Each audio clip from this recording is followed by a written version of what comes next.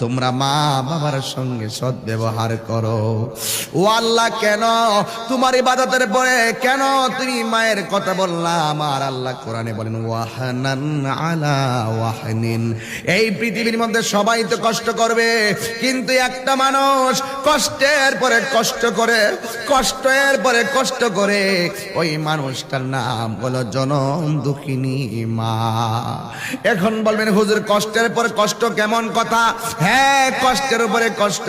যখন তোমাকে পেটের ভিতরে নেয় মা, তখন রাতের ঘুম হারাম কইরা ফেলায়, ঘুমের ঘরে পেটের ভিতরে লাথি মারি, মার ঘুম শেষ, আবার খাবার পাতে মায়ের কলিজায় লাথি মারি, খাবার শেষ, আবার ভূমিষ্ঠ হওয়ার সময় আমরা মায়ের পেটের মধ্যে লাথি মাইরা মারে বেহুশ বানাইয়া ফেলাই, মা বেহুশ হয়ে যায়।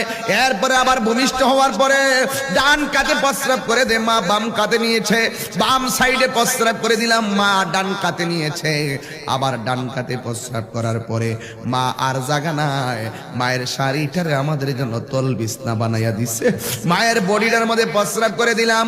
ছোট বাচ্চা মিনিমাম 20 বার 30 বার কাপড়গুলা নষ্ট করে মা দুঃখিনী এমন ভাবে তোমারে শীতের মধ্যে লালন পালন করতেছে।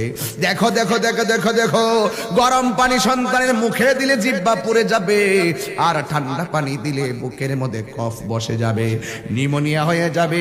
এ যুবকের দল, দুনিয়ার গরম পানি দিলে বাচ্চার ঠোঁট পুড়ে যাবে, আবার বাচ্চার মধ্যে যদি ঠান্ডা পানি দেওয়া হয় ঠান্ডা লেগে যাবে।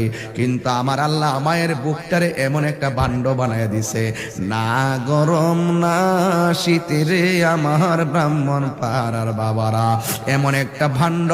এই দুধটা যদি আপনি সন্তানের জন্য পান করাবেন, সন্তান ভূমিষ্ঠ হবে, এই দুধ পান করবে, ভিটামিন পাবে, প্রোটিন পাবে। এই মায়ের স্তনের দুধ না গরম না ঠান্ডা, যতটুকু হলে বাচ্চার চলে।